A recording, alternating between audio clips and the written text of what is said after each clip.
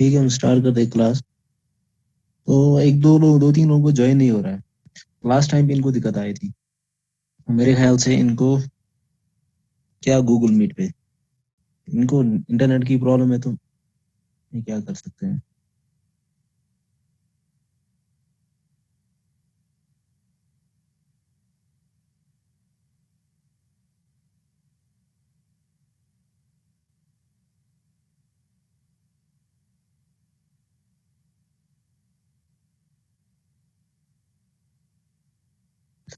तो मेरे ख्याल से लास्ट टाइम हमने डिस्कस किया था थ्री फेज अनकंट्रोल्ड रेक्टिफायर।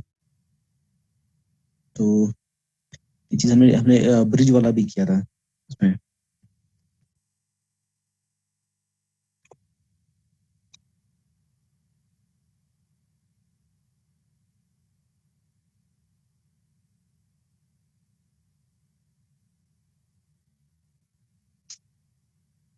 असल मकसद क्या है इसमें, मैं आपको बता दूं। जो कि डिजायर्ड फीचर्स है हमें,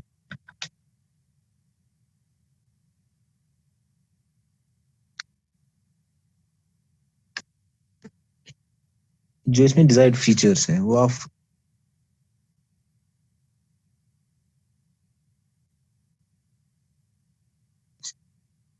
क्योंकि ये फीचर्स आपको ध्यान में रखना है तब, और आगे हमें देखना है कि ये फुलफिल हो रही है कि नहीं। तो मैं सबसे पहले है कि आप नीचे, आप जो आपकी स्क्रीन पे पेज है, सबसे बॉटम पे देखिए आप डिजायर्ड फीस इसमें high pulse number.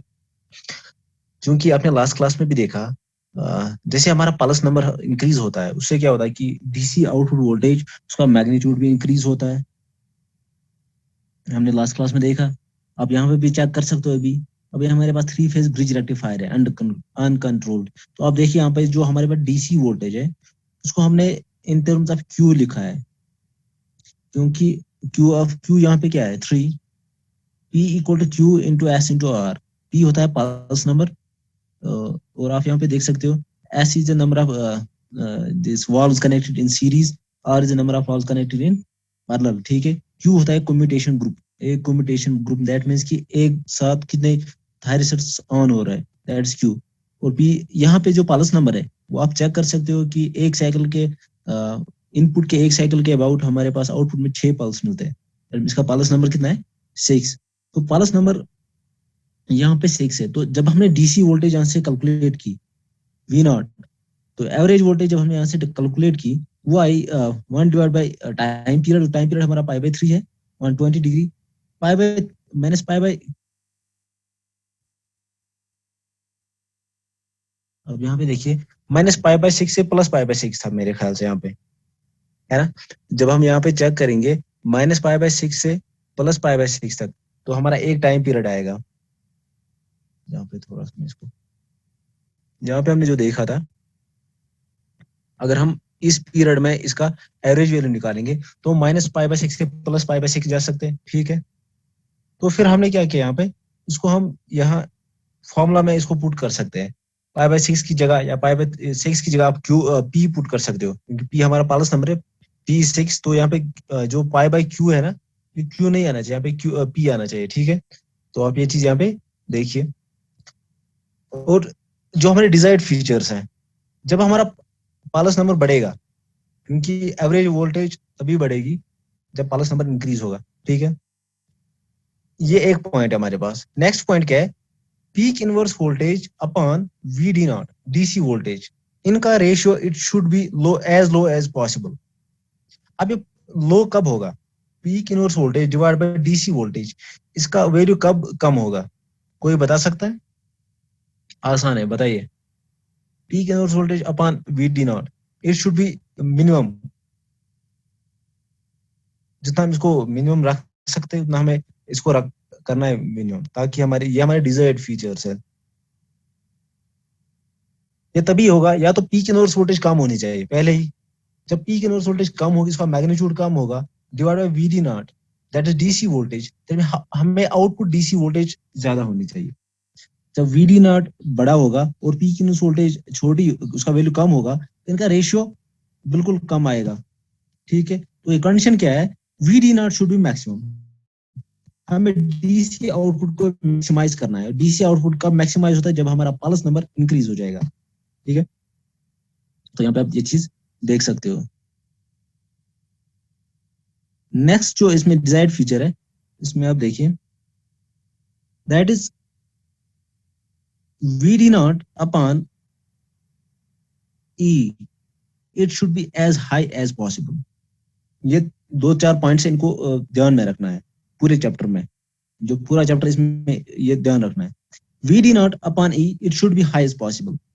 We D nought, that means जो वी डी नॉट है दैट इज डीसी वोल्टेज, जब ये हाई होगा तो इसका रेशियो भी हाई आएगा, ठीक है, रेशियो भी मैक्स वैल्यू आएगा। Upon E, it should be max, ठीक है। ई क्या हमारा? ई तो ईएम है, EM by root 2, RMS voltage, peak value का आरएमएस। आप यहाँ पे पीक वैल्यू अगर वीएम लोगे या ईएम, दोनों कोई भी ले सकते हो, आप कुछ भी लिख सकते हो। यहाँ पे ईएम की जगह आप वीएम भी लिख सकते हो। वीएम जैसे मैक्स वैल्यू लेते हैं ना, डिवाइड बाय रूट 2, उसका आरएमएस वैल्यू बन जाता है, ठीक है, ये आरएमएस होता है। तो हमें वीएम की जगह ईएम लिख लो, कोई फर्क नहीं पड़ेगा। तो बेसिकली यहाँ पे पॉइंट क्या है? पॉइंट ये चीज है कि V D not upon E, it should be as high as possible, that means EM, this E, it should be minimum. और ये ई कब काम होगा? जब ई कम होगा, इनका रेशियो ज्यादा आएगा। मतलब सिंपल मैथ्स है, यहाँ पे ज्यादा मुश्किल नहीं है, समझने में ज्यादा मुश्किल नहीं है। अब ई जब ई कम होगा तो इनका रेशियो ज्यादा आएगा, ठीक है। ई कब कम होगा? जब ईएम कम होगा। ईएम मतलब पीक इनवर्स वोल्टेज। अब पीछे से आप चेक कर लीजिए, आप पीक इनवर्स वोल्टेज का उसका ये निकालिए आप आरएमएस वैल्यू, वो √3 ईएम आएगा। दैट मीन्स इसका मैक्स वैल्यू वो √3 ईएम है। That means peak inverse voltage should be minimum. जो पहले पॉइंट में हमने देखा, वही पॉइंट आप उसको उल्टे तरीके से आप यहाँ पे ऐसे भी इसको रिप्रेजेंट कर सकते हो आप। दैट मीन्स एक तो डीसी वोल्टेज हाई होनी चाहिए, पीक इनवर्स वोल्टेज कम होनी चाहिए, या DC voltage upon E, it should be high as possible. वो तभी पॉसिबल है जब वी डी नॉट हाई होगा और ई लो होगा, राइट। यहाँ तक ठीक है। अब आगे बढ़ते हैं। Next point is transformer utilization factor, TUF, that is transformer utilization factor should be near to unity. हम चाहते हैं कि जो हमारा ट्रांसफॉर्मर है वो मैक्सिमम यूटिलाइज हो जाए, क्योंकि जब हमने इक्विपमेंट लगाया, आपने ये चीज देखा होगा कि हम चाहते हैं कि कोई भी मशीन उसकी मैक्सिमम एफिशिएंसी पे काम करे। हम बोलते हैं कि पैसा वसूल हो जाए। वो तभी होगा जब आप मशीन को काम पे कंटिन्यूअसली रखोगे। ऐसा नहीं है कि एक पूरे दिन में 1 घंटा आप चलाओगे तो 1 घंटे के लिए आपको फायदा मिलेगा, वो ठीक है, लेकिन ऑन एन एवरेज आपने जिस कॉस्ट में मशीन को खरीदा है, आपको मैक्सिमम काम उसे लेना है।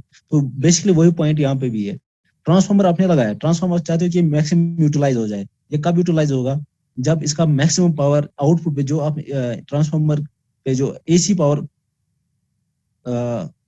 हमारे पास प्रेजेंट है, उसमें उसका मैक्सिमम पावर डीसी में कन्वर्ट होना चाहिए। तब भी हम कह सकते हैं कि ट्रांसफॉर्मर हमारा मैक्सिमम यूटिलाइज हुआ। That means the transformer utilization factor should be near to unity. ये तभी होगा जब PDC upon PAC, it's unity, जब ये यूनिटी होगा। अब देखिए यहाँ पे ये कब यूनिटी होगा? जब हमारा टोटल जो नीचे है एसी पावर, ये मतलब नियर टू, कभी यूनिटी तो नहीं होगा, नियर टू यूनिटी कब होगा? जब पीडीसी का वैल्यू मैक्सिमम होगा, ठीक है। That mean maximum AC power is converted into DC power. तभी हमारा ये जो TUF है, it will be near to unity. तो ये 4 पॉइंट्स है, 4 डिजाइड फीचर्स है, इनको हमें ध्यान में रखना है। वापस आते हैं टॉपिक पे। तो ये चीज हमने डिस्कस किया, हमारे पास ये आई थी, average DC volt in uncontrolled half wave this rectifier 3 phase. वो आई थी ये आई थी SQ divide by 2 pi EM sine pi by Q। Q हमारा 3 था, यहाँ पे पाई बाय 3 था। हमने क्या किया, 3 की जगह हमने Q पुट किया, क्योंकि Q भी हमारे पास 3 था यहाँ पे। आप देख सकते Q इज 3 है, ठीक है। कम्युटेशन ग्रुप, क्योंकि कम्युटेशन ग्रुप में कितने हमारे पास 3 डायोड्स है, इसको आप ये चीज यहाँ पे देख सकते हो। नेक्स्ट पॉइंट पे आ जाइए। वॉल्व वोल्टेज, दैट मीन्स एक वॉल्व या एक डायोड के अक्रॉस कैसे वोल्टेज निकाल सकते हो? जब वो कंडक्ट करेगा तो 0 वोल्ट आएगा। वो तो एक पीरियड 120 डिग्री के लिए, तो एक हमारे पास जो डायोड है वो कंडक्ट करेगा। तो इसमें देखिए अब 0 वोल्टेज आएगी, 0 से 120 तक। फिर 120 से 240 तक उसी वाल्व के अबाउट या उसी डायोड या थायरिस्टर के अबाउट आपको वोल्टेज निकाली है, तो वो मैंने आपको लास्ट क्लास में बताया कि कैसे निकालेंगे। E A minus E B, that means E A phase voltage minus E B phase voltage, तो वहां पे आपको ई ए बी वोल्टेज आएगी, वो अक्रॉस वाल्व वी वन आएगी, वाल्व वन के अक्रॉस। तो आप निकाल सकते हैं किसी भी वाल्व के अक्रॉस आप वोल्टेज निकाल सकते हो। बस आपको क्या करना है, इसमें माइनस करना है, कैलकुलेटर में पुट करना है, इसको ज्यादा मुश्किल नहीं है। Peak inverse voltage is √3 VM इस केस में, ईएम बोलो या वीएम बोलो एक ही बात है। तो आप यहाँ पे देख लो, अगर हम इस पीक इनवर्स वोल्टेज को in terms of Q convert करेंगे, Q is commutation group, in terms of Q अगर हम इसको कन्वर्ट करेंगे तो आप मुझे बताइए इसका वैल्यू कितना आएगा। हाँ जी बोले, peak inverse voltage in terms of Q इसको कन्वर्ट करेंगे तो क्या आएगा इसका वैल्यू। अगर क्यू इवन होगा तो इसका वैल्यू अलग आएगा, और क्यू अगर ऑड होगा तो इसका वैल्यू अलग आएगा। मतलब डिपेंड करेगा क्यू हमारा इवन है कि ऑड है, उस पर इसका मैग्नीट्यूड डिपेंड करेगा। अब यहाँ पे देखिए पीक इनवर्स वोल्टेज, आप एक पीक इनवर्स वोल्टेज एक डायोड के अक्रॉस आप निकालो, दैट मीन VD1, यहाँ पे जो पॉइंट है हमारे पास VD1, इट्स एक पहले डायोड के अबाउट आपको पीक इनवर्स वोल्टेज निकालनी है। तो कैसे निकालोगे, वो आएगी VAN माइनस VBN।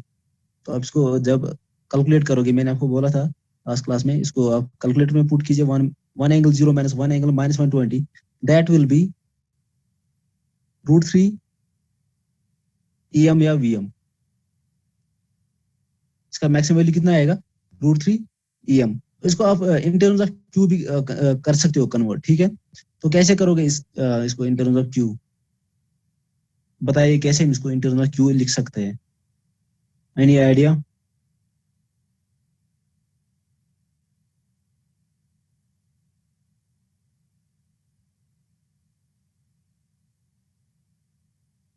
जो पीक वोल्टेज VD1 एक डायोड के अक्रॉस हमने निकाली, वही हर किसी डायोड के अक्रॉस होगी, इतनी वोल्टेज हर किसी डायोड के अक्रॉस पीक इनवर्स वोल्टेज आएगी।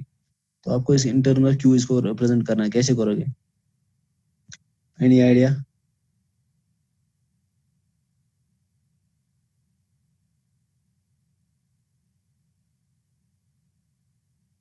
अब देखिए यहाँ पे जो हमने अभी जो डिजायर्ड फीचर जो हमने पॉइंट डिस्कस किया था, peak inverse voltage upon VD0, it should be minimum, ये मिनिमम आना चाहिए। ये कब मिनिमम आएगा, या अगर हम इसको ऐसे लिखेंगे VD0 upon peak inverse voltage, वो पॉइंट फिर मैक्सिमम आना चाहिए। दोनों में से एक पॉइंट आप कंसिडर करो, peak inverse voltage upon VD0, ये क्या आना चाहिए, मिनिमम। और ये मिनिमम तभी आएगा जब VD0 हमारा मैक्स होगा, तब। तो आपको क्या करना है, तो यहाँ पे कर लो आप, peak inverse voltage divide by VD0 कर लो, डिवाइड। आपके पास VD0 भी है, DC आउटपुट वोल्टेज भी है, पीक इनवर्स वोल्टेज भी है आपके पास, इसको आप इनको डिवाइड कर लो, तो बताओ इसका वैल्यू क्या आएगा। हाँ जी बताओ। VD0 आपको दिया है, यहाँ पे हमने कैलकुलेट किया है, SQ divide by 2πEM sign pi by Q, यहाँ से हमने कैलकुलेट किया था लास्ट क्लास में, ये इसको पुट करो वहां पे। तो ये हमारे पास कैलकुलेट करके क्या आया था, इसका वैल्यू आया था एवरेज DC वोल्टेज का, SQ divide by 2πEM sine of pi by Q, ठीक है। तो इसको पुट करो वहां पे, बताइए क्या आएगा।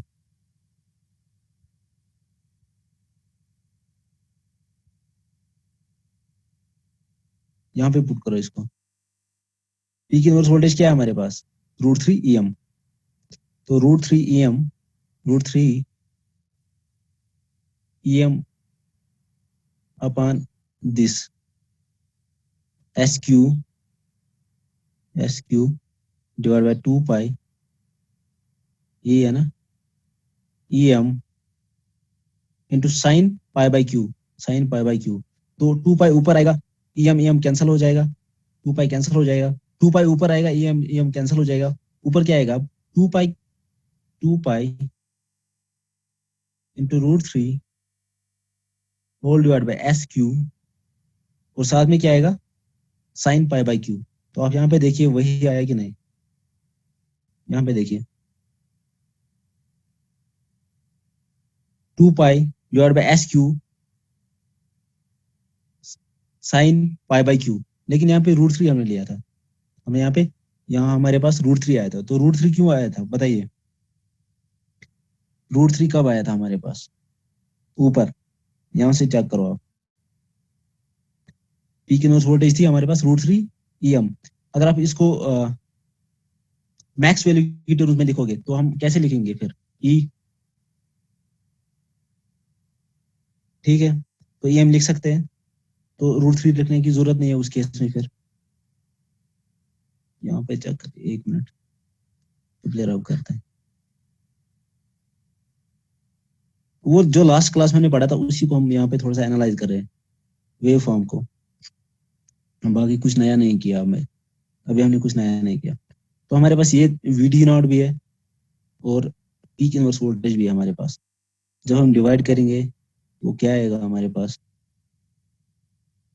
2 pi divide by SQ sine pi by Q when Q is even. अगर Q ऑड होगा,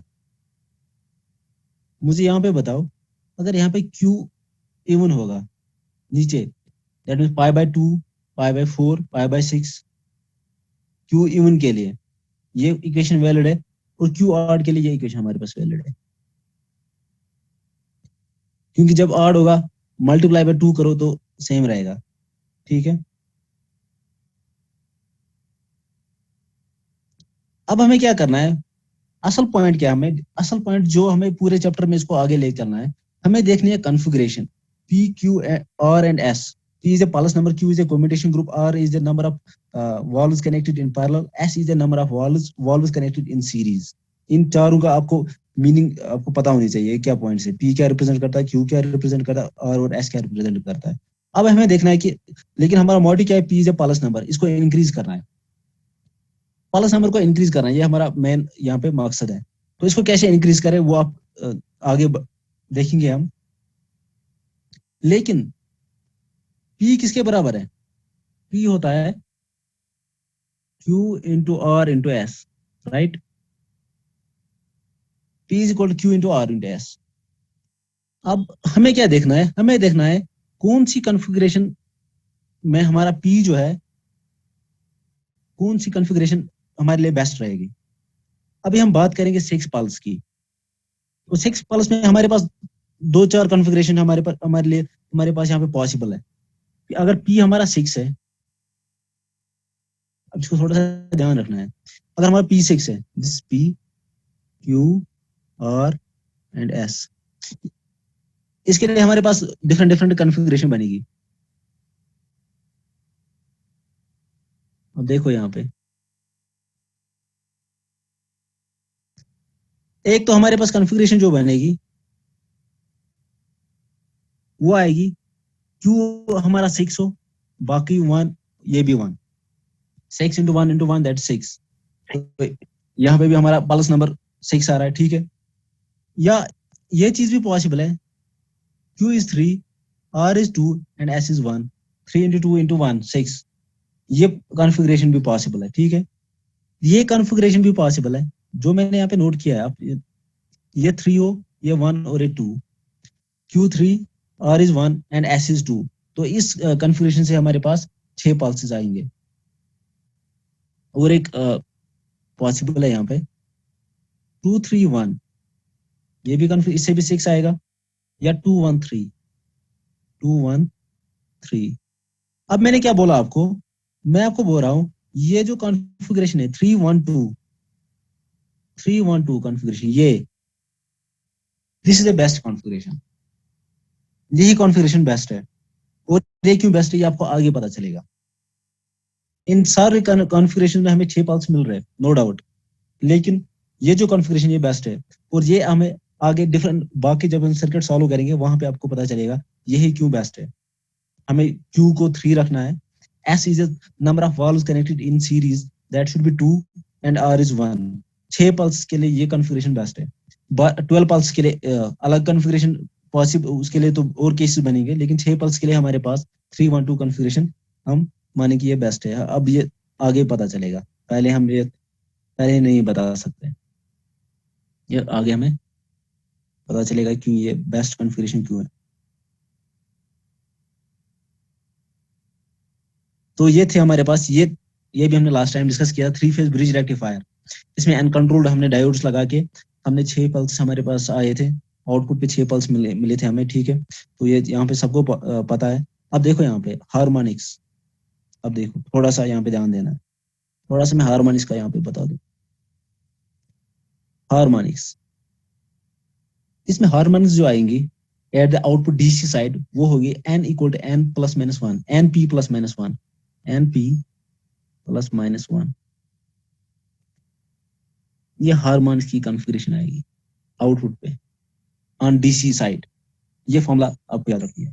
अब इसमें पी क्या है? P is a pulse number, N is any integer, N integer है, P is a pulse number. अब आपको देखना है कि कौन से पल्स नंबर के लिए कौन कौन से हार्मोनिक्स आएंगे। ठीक है, ये आपको देखना है। अब हमने क्या किया, हमने 6 पल्स वाला सर्किट सॉल्व किया। अब हमें 6 पल्स मिल रही है, हमें अभी 3 फेज ब्रिज रेक्टिफायर पड़ा। अब इसमें कौन कौन से हार्मोनिक्स पॉसिबल है तो आप बता सकते हो। यहाँ से पुट कीजिए, यहाँ पे पुट कीजिए। एन इज इंटीजर, इसको 1 पुट कीजिए। कोई भी इंटीजर इसको 1 पुट कीजिए, एन इक्वल टू 1। और पी को 6 पुट कीजिए। जब हम पी को 6 पुट करेंगे, 6 into 1 दैट 6 + -1, एक तो 5 आएगा और 7 आएगा। ये पता चला कैसे आएगा? P is the Paras number, यहाँ पे 6 पुट कीजिए पी की जगह, तो 6 into 1 6 बनेगा। 6 + -1, एक बार 1 ऐड करो, एक बार 1 सब्ट्रैक्ट करो। दैट मीन्स कौन कौन से कॉन्फ़िगरेशन आएगी हार्मोनिक्स की 6 पल्स रेक्टिफायर में? या तो एक तो फिफ्थ पल्स आएगी, और seventh harmonic, fifth harmonic, seventh harmonic, ये आएंगे यहाँ पे। और अब एन को बढ़ाते जाइए आप, इंटीजर को। अब इंटीजर 2 लीजिए आप। जब इंटीजर वैल्यू 2 लेंगे तो इसके लिए क्या आएगा? 6 into 2 in 12, 12 + -1 that means 11 and 13। इस तरह आप एन को इंक्रीज करते जाइए तो आपको हायर हार्मोनिक्स यहाँ पे आएंगी। तो यहाँ से आपको क्लियरली दिख रहा है कि in case of 6 pulse converter, यहाँ पे तो आपको ना तो फोर्थ हार्मोनिक मिलेगा, ना तो सिक्स हार्मोनिक मिलेगा, ना आपको यहाँ पे एट्थ हार्मोनिक मिलेगा, ना 10th हार्मोनिक, ना 9th हार्मोनिक। ये आपको यहाँ पे प्रेजेंट नहीं है in case of 6 pulse. 6 pulse में आपको ये हार्मोनिक नहीं होंगे। अब जो है ना, नाइन्थ के बाद, ninth harmonic, ninth ninth 10th 11 12 13, इनका मैग्नीट्यूड बहुत कम होता है। इनको हम नेग्लेक्ट कर सकते हैं। जो हायर ऑर्डर हार्मोनिक्स होते हैं, इनका मैग्नीट्यूड, इनका जो वैल्यू होता है, मैग्नीट्यूड जो होता है वो बहुत ही कम होता है, और उसको हम नेग्लेक्ट कर सकते हैं। हमारे पास जो काम की चीज है, काम की चीज है up to fifth harmonic, seventh ninth harmonic तक चलो हम लेके चलते हैं। चलो नाइन्थ हार्मोनिक तक, तो नाइन्थ हार्मोनिक तक हम कह सकते हैं कि इनका इफेक्ट रहता है ज्यादा, इनका इफेक्ट प्रोमिनेंट रहता है eight the output DC voltage.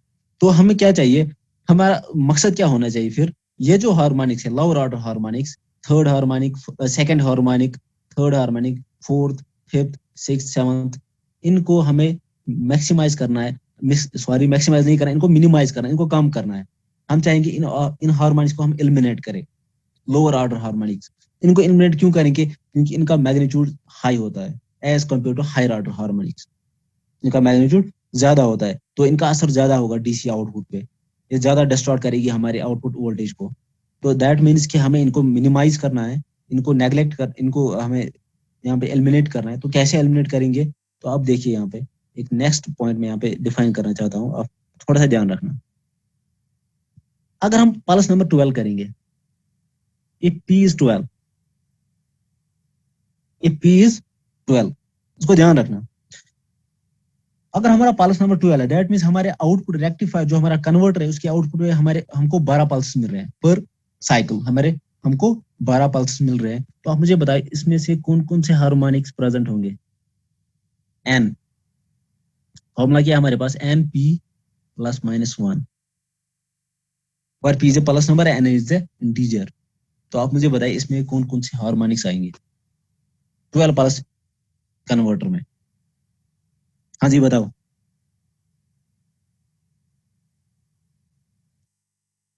कल्पित है कसं? मैं शुभ है लो कल्पित gas.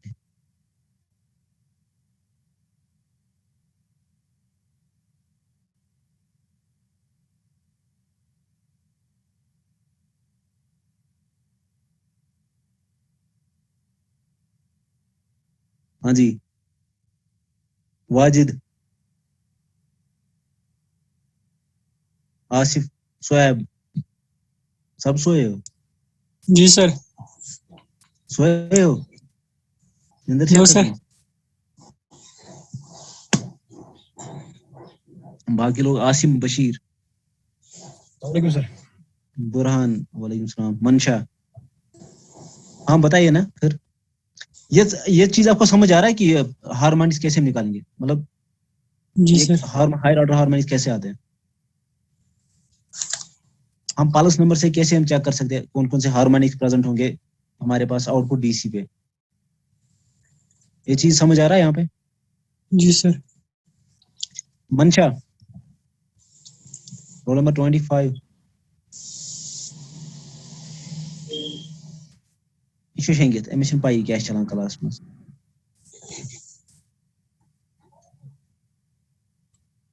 Umar Hussain, roll number 34। अस्सलाम वालेकुम सर। वालेकुम सलाम। क्या उमर सभा ठीक है? शुक्र खुदा। ये ठीक चुका है। क्या शुक्र पढ़ाओगे? कौन सब्जेक्ट चला? HBDC। HVDC है। क्या वन में 12 पल्स कन्वर्टर्स में कुछ हार्मोनिक आई थी present? Yes sir. 12 pulse 12 converters में पल्स। कुछ हार्मोनिक्स आई थी present? 1 second sir. 12 pulse. Formula आपके सामने है, n equal yes np sir, yes plus sir. Minus 1। into 1 plus minus 1। Sir अगर हम पहले N1 लेंगे हाँ तो उस time okay. 12 into 1 plus minus 1 is p equal is to 12, 12। Pulse number is एक 12। तो आएगी एक तो आएगी हमारी 11 हाँ बताइए। और 11, एक आएगी 13 13। और अच्छा 13। अगर हम और N नेक्स्ट पहले 1 लेंगे। फिर N2 के लिए बताओ। Yes sir. N2 के लिए N2 बताओ। के लिए अगर हम N2 लेंगे तो हमारे पहले एक आएगी 23 और और एक आएगी 25। 25, ठीक है। अब आप लोग मुझे ये बताओ, जो 6 पल्स कन्वर्टर था हमारे पास, ये तो 12 पल्स के लिए हमने देखा। 6 पल्स P6 के लिए कौन कौन से हार्मोनिक्स थे? 6 पल्स के एक था लिए सर फिफ्थ, पहले 7th, एक था 5। 5, 7, 11 एंड 13, यही था। Yes sir, yes sir. अब आप मुझे बताओ, डिपेंडिंग ऑन मैग्नीट्यूड, जो मैंने आपको अभी बताया कि लोअर ऑर्डर हार्मोनिक्स का मैग्नीट्यूड ज्यादा होता है, उनका इफेक्ट ज्यादा होता है आउटपुट पे। जिसका मैग्नीट्यूड ज्यादा होगा तो सीधी सी बात है उसका असर ज्यादा दिखेगा हमें आउटपुट पे, तो वो हमारे आउटपुट वेव फॉर्म को ज्यादा डिस्टॉर्ट करेगा, राइट? बिल्कुल सर। तो आप मुझे ये बताओ, यहाँ पे कौन सा कन्वर्टर फिर फीजिबल है जिसके लिए हमें जाना चाहिए फिर?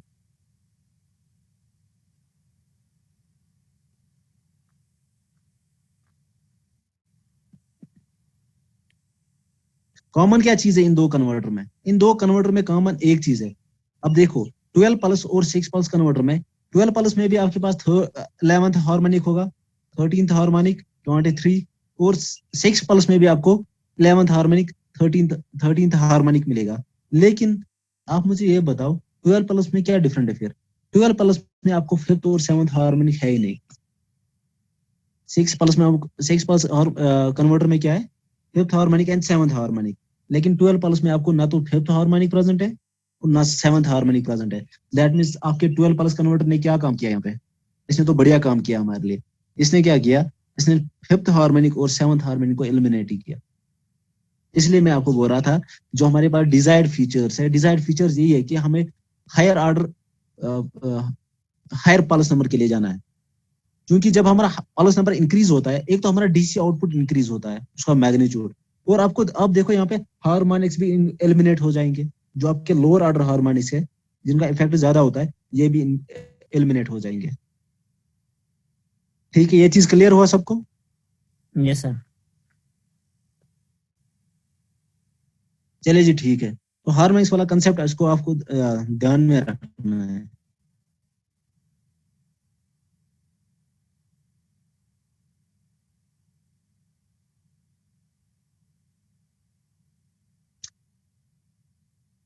ये था हमारे पास थ्री फेज ब्रिज रेक्टिफायर जो कि हमने कल पढ़ा था। अब इसमें आपके पास क्या है, ये था हमारा सारा कुछ अभी जो भी हमने किया, ये था डायोड्स के बेस पे, ये था डायोड्स के बेस पे, राइट। अब हम इंट्रोड्यूस करेंगे यहाँ पे थ्री फेज ब्रिज रेक्टिफायर या कन्वर्टर आप बोलो, कंट्रोल।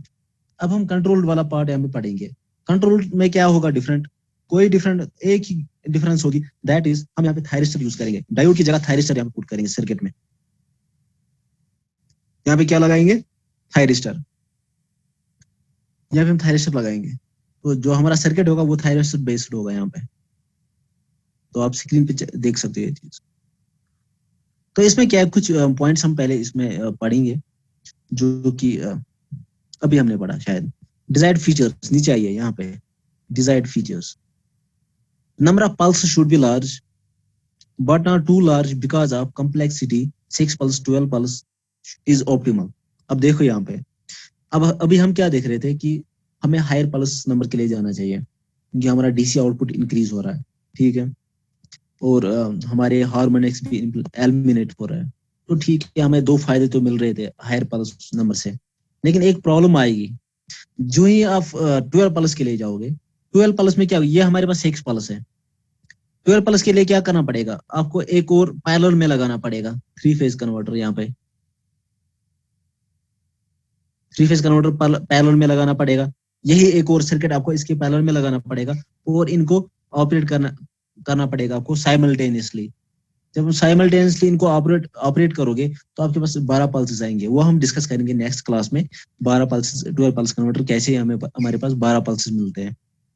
पहले आप यहाँ पे दो ध्यान दो थोड़ा सा, तो उससे क्या बढ़ेगा, जो 6 यहाँ पे ऑलरेडी 6 आपके पास हायरिसेस कनेक्टेड है और फिर आप 6 लगाओगे, चलो 12 पल्स हमें मिल जाएगी, लेकिन फॉर 24 पल्स, क्योंकि इसके बाद 18 पल्स 24 पल्स आपको मिलेंगे और थ्री फेज कन्वर्टर आपको लगाना पड़ेगा, तो सर्किट की कम्प्लेक्सिटी बढ़ेगी, सर्किट कम्प्लेक्सिटी बढ़ेगी और हमारा कंट्रोल करना फिर आसान नहीं होगा। तो इसलिए हम क्या चाहते हैं कि हम ज्यादा कम्प्लेक्सिटी नहीं बढ़ाना चाहते हैं, तो इसलिए हम बोलते हैं कि the number of pulses should be 6 pulse या 12 पल्स, मैक्सिमम 12 पल्स। 12 पल्स हमारा ऑप्टिमल रहता है इसमें, ठीक है, मैक्सिमम 12 पल्स के लिए हम जाएंगे। ये एक पॉइंट है। नेक्स्ट पॉइंट क्या है, फॉर 6 पल्स हार्मोनिक्स कौन से होंगे, 5th 7th 11th जो भी हमने देखा। 12 प्लस में आपके पास 11th harmonic 13th harmonic similarly आप जो हमें अभी देखा, लेकिन आपको 12 पल्स कन्वर्टर में आपको 5th and 7th harmonic eliminate हुआ। तो ये चीज, सो 12 पल्स इज बेटर ऑप्शन, ठीक है। तो ये चीज हमने अभी पढ़ा, 12 पल्स हमारा बेटर ऑप्शन है क्योंकि इसमें हार्मोनिक्स एलिमिनेट हो रहा है। Similarly, peak inverse voltage upon VD naught divided by DC voltage, it should be less as much as possible। इसका वैल्यू लेस देन होना चाहिए, बहुत कम आना चाहिए, ये तभी इसका वैल्यू कम होगा पीक इनवर्स वोल्टेज अपन डीसी वोल्टेज। जब डीसी वोल्टेज का वैल्यू ज्यादा आएगा, जब डीसी वोल्टेज इंक्रीज हो जाएगी आउटपुट पे, या पीक इनवर्स वोल्टेज खुद डिक्रीज हो जाएगी।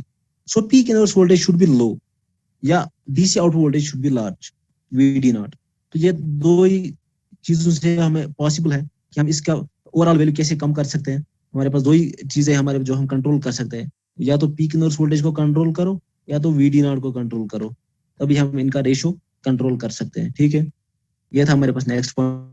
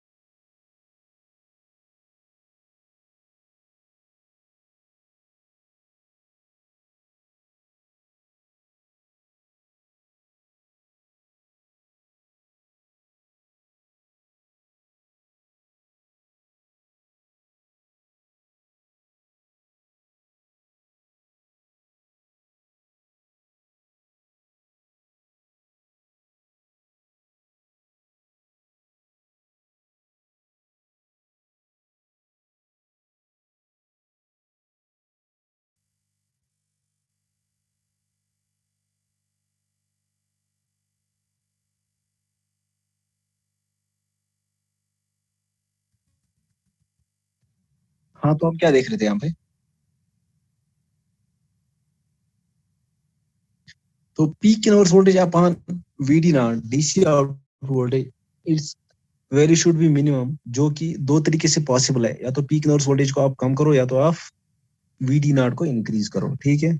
Next point, V D nought upon E should be more या मैक्स, इसका वैल्यू ज्यादा आना चाहिए। ये इसको भी हम कंट्रोल कर सकते हैं by controlling V D nought, DC output voltage को हम कंट्रोल करके इसको मैक्सिमाइज कर सकते हैं। ये ऑप्शंस हमारे पास हैं। और डीसी आउटपुट वोल्टेज हमारे पास क्या है 6 पल्स कन्वर्टर के केस में, S Q E M divided 2 pi sine of pi by Q. ठीक है, क्यू आपको पता है कि कहाँ पे हमने पुट किया था, यहाँ पे 3 था तो 3 की जगह हमने क्यू ही पुट किया क्योंकि क्यू भी 3 था, राइट। तो हमने 3 की जगह क्यू पुट किया यहाँ पे। तो ये हमारे पास क्या है V D nought DC output voltage.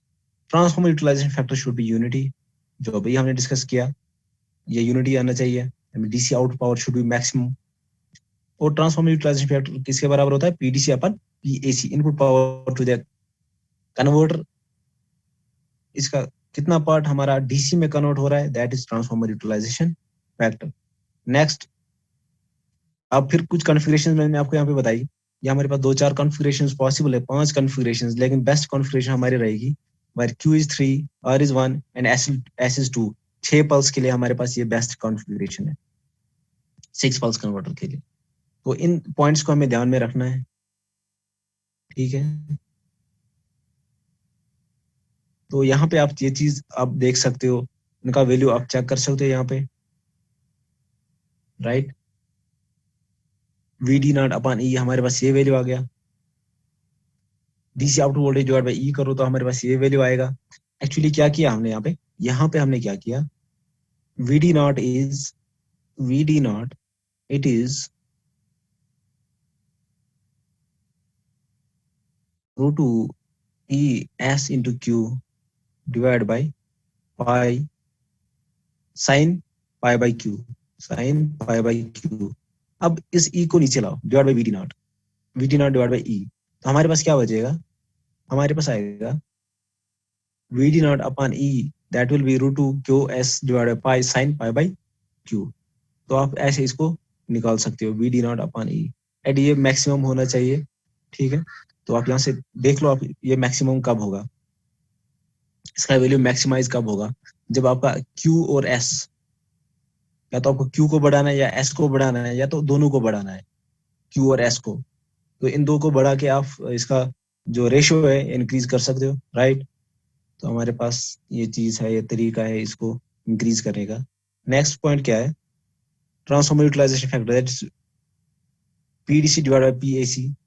तो आप यहाँ पे पीडीसी निकालो और उसको डिवाइड बाय पीएसी करो, तो आपके पास इसका आपको पता चलेगा हम किसे इसको कंट्रोल कर सकते हैं, राइट।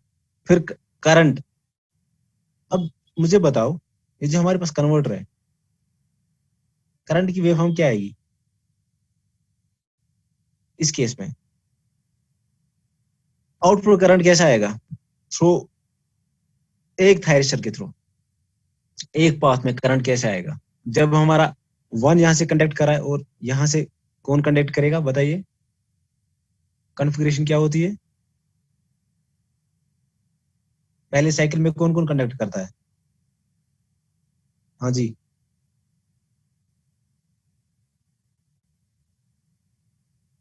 इस पाई बाय 6 के बाद D1 एंड D6।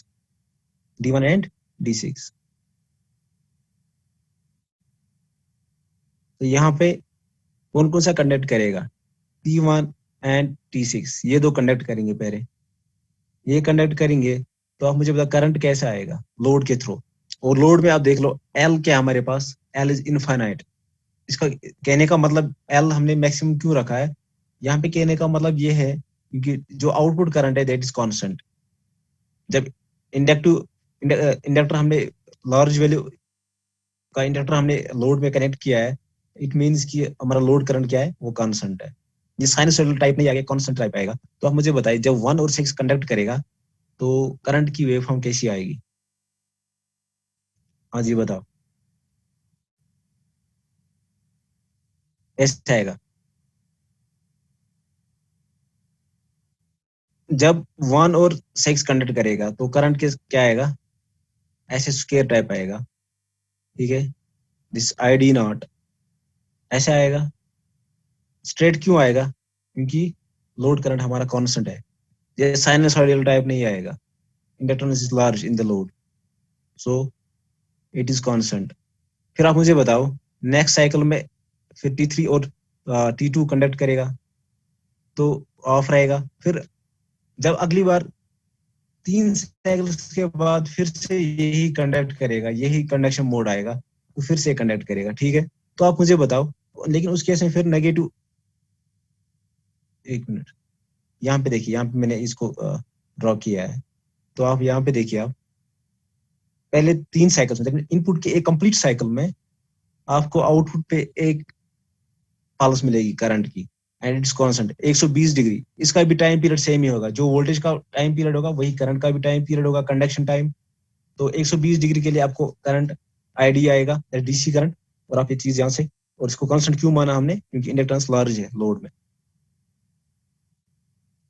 ठीक है, तो RMS वैल्यू, इस करंट का RMS वैल्यू निकालना है। बताइए कैसे निकालेंगे? इस वेव फॉर्म में हमने करंट की वेव फॉर्म ड्रा की है, इसका RMS वैल्यू निकालना है। करंट का RMS वैल्यू कैसे निकालेंगे? हाँ जी, कोई आइडिया बताइए। करंट का RMS वैल्यू निकालना है।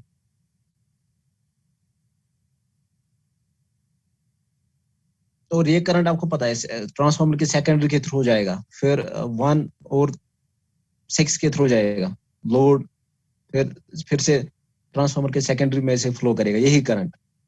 ठीक है, इसका RMS वैल्यू निकालना है। तो RMS वैल्यू निकालने के लिए मैंने आपको बताया फॉर्मूला क्या है, रूट मीन स्केयर। पहले तो एक साइकिल के अंदर, एक टाइम पीरियड के अंदर इसको इंटीग्रेट करना है, और स्केयर करना है, और इंटीग्रेट करना है। ठीक है, 1 बाय टाइम पीरियड, और फिर इसको रूट लेना है, वो आपके पास फिर RMS आएगा। तो यहाँ पे आपको वही चीज करना है कि आप RMS वैल्यू इसका चेक कीजिए, करंट का RMS वैल्यू, वो आएगा ID divide by R root Q. और R रूट क्यू बेसिकली यहाँ पे क्या है? R रूट क्यू क्या है? R is 1 and Q is 3, तो ID बाय रूट 3 आएगा यहाँ पे। तो करंट का RMS वैल्यू कितना आएगा? ID by root 3, where R is the number of parallel valves connected. इनका मीनिंग आपको पता होनी चाहिए, इनकी मीनिंग पता होनी चाहिए आपको, R की, Q की और P की। ठीक है, ये चीज आपको ध्यान में रखना है। R is the number of parallel valves connected. तो पैरेलल में हमने यहाँ पे तो कोई पैरेलल है, तो एक ही वाल्व कनेक्टेड हो रही है, पैरेलल में तो और कोई वाल्व कनेक्टेड नहीं है। ये आप चेक कर सकते हैं, यहाँ पे एक पास में एक ही वाल्व है, यहाँ पे तो पैरेलल में और कोई थायरेशर कनेक्टेड नहीं है, तो फिर R हमारा 2 हो जाता है उस केस में। ठीक है, अभी हमारे पास R क्या है? 1, तो R हमारे पास यहाँ पे 1 है। तो यहाँ पे आप पुट कीजिए, R हमारा 1 है, Q is 3, that means R, that's ID divided by root 3 is a RMS value of the current। ठीक है, तो यहाँ से आप इंस्टेंटेनियस पावर निकाल सकते हो, IT इंटू VT। तो यहाँ से आप ये पावर निकाल सकते हो। तो VT IT का RMS वैल्यू आपके पास आया, और वोल्टेज का RMS value EM by root 2, इसको पुट कीजिए यहाँ पे, तो आपके पास इंस्टेंटेनियस पावर आएगा। तो यहाँ से आप इंस्टेंटेनियस पावर भी कैलकुलेट कर सकते हो। और करंट का RMS वैल्यू निकालना बिल्कुल आसान है, जैसे आपने वोल्टेज का RMS वैल्यू निकाला, वही वैसे आप करंट का RMS वैल्यू भी यहाँ से निकाल सकते हो। सिंपल आपको इंटीग्रेट करना है एक टाइम पीरियड के अंदर। तो ये जो हमारा सर्किट है, इसमें खाली हमने एजम्पशंस पढ़ी, डिजायर्ड फीचर्स, इसके क्या मतलब फायदे हैं हमारे पास, हार में 6 पल्स में कौन से हार्मोनिक्स आएंगे, 12 पल्स में कौन से हार्मोनिक्स आएंगे, और फिर 12 पल्स में कौन कौन से हार्मोनिक्स एलिमिनेट होते हैं, तो बेटर कॉन्फ़िगरेशन कौन सी, ये चीज हमने यहाँ पे देखा है। तो नेक्स्ट क्लास में हम क्या करेंगे? नेक्स्ट क्लास में इसी सर्किट की वेव फॉर्म हम ड्रा करेंगे। अब नेक्स्ट क्लास से आपका थोड़ा सा, अब थोड़ी सी मतलब लेवल इंक्रीज हो जाएगी आपके इस टॉपिक में, तो लेवल इंक्रीज हो जाएगी, लेकिन आसान होगा, कंडक्शन आपको समझ आएगा आराम से। अब इसकी वेव फॉर्म हमें ड्रा करनी है for different different alpha. Firing angle को चेंज करेंगे, और हर एक फायरिंग एंगल के लिए हम अलग से वेव फॉर्म ड्रा करेंगे। Firing angle that is alpha, alpha को 0 डिग्री पे, अल्फा 0 पे, अल्फा 30 डिग्री पे, अल्फा ग्रेटर देन 30 डिग्री के लिए हम यहाँ पे वेव फॉर्म ड्रा करने जा रहे हैं। Output voltage wave form, current की वेव फॉर्म, और पीक इनवर्स वोल्टेज की वेव फॉर्म। तो उनसे हम फिर कैलकुलेशंस करेंगे, और हम देखेंगे कि डीसी आउटपुट वोल्टेज को कैसे हम कंट्रोल करेंगे, बाय चेंजिंग अल्फा। अल्फा को चेंज करके हम डीसी आउटपुट वोल्टेज को चेंज कर सकते हैं। ये चीज हम नेक्स्ट क्लास में डिस्कस करेंगे। इसकी सारी वेव फॉर्म्स हम ड्रॉ करेंगे नेक्स्ट क्लास में। तो मेरे ख्याल से नेक्स्ट क्लास आपका इंपॉर्टेंट बनता है इस लिहाज से। नेक्स्ट क्लास में मेक श्योर कि सब प्रेजेंट होने चाहिए, ठीक है। तो आज तो बेसिकली हमने थोड़ा सा ओवरव्यू दिया इस कन्वर्टर सर्किट का, जो हमने आज तक पढ़ा उससे क्या फायदा मिला हमें। तो हमें कॉन्फ़िगरेशन, कौन सी कॉन्फ़िगरेशन के लिए जाना चाहिए, हार्मोनिक्स के बारे में हमने देखा यहाँ पे। तो ये डिजायर्ड फीचर्स जो हमने 4 पॉइंट्स पढ़े, इन 4 पॉइंट्स को दिमाग में रखना है, ताकि हम आगे देखेंगे कि हमारा जो कौन सा कन्वर्टर है वो चारों फीचर्स को वो वहां पे सेटिस्फाई कर रहा है। तो वो कन्वर्टर हम चेक करेंगे आगे, ठीक है। तो मेरे क्लास टाइम क्या हो, टाइम 2:55 हुए। तो मेरे ख्याल से हम आज क्लास को यहीं पे रोकते हैं, क्योंकि अब टाइम टाइम कंप्लीट हुआ हमारा इस क्लास का। नेक्स्ट क्लास में मिलते हैं फिर। तो लास्ट क्लास में मैंने आपको शायद होमवर्क दी थी कुछ, किसी ने किया है? मैंने आपको क्या बोला था, होमवर्क क्या दी थी मैंने? किसी को याद है? अगर ट्राई किया किसी ने तो बताओ।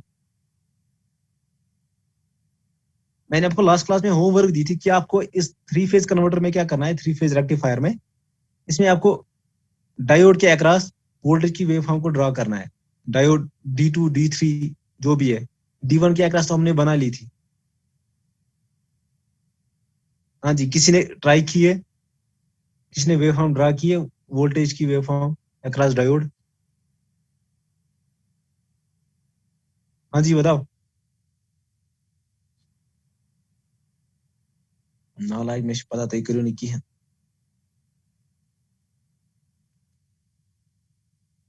बिल्कुल आसान है। जैसे हमने इस डायोड D1 और D6 के अबाउट हमने करंट की वेवफॉर्म ड्रा की थी, ऐसे ही आपको नेक्स्ट कॉन्फ़िगरेशन में चेक करना था, नेक्स्ट कौन सा कंडक्ट कर रहा है हमें। D1 और D2 कंडक्ट कर रहा है नेक्स्ट साइकिल में। तो D1 और D2 के अक्रॉस आपको देखना था करंट की वेवफॉर्म क्या आएगी, यही तो देखना था। इसमें क्या मुश्किल है, बिल्कुल आसान है ये। अब तो कंडक्शन आपको समझ आया है ना, कि कंडक्शन कौन सा डायोड कब कंडक्ट करेगा। ये तो बिल्कुल आसान, मैंने आपको समझाया है अच्छे से ये चीज। अब इसको फिर से आप रिवाइज करना, मैं आपको ये नोट्स दूंगा, इसको रिवाइज करना, ठीक है।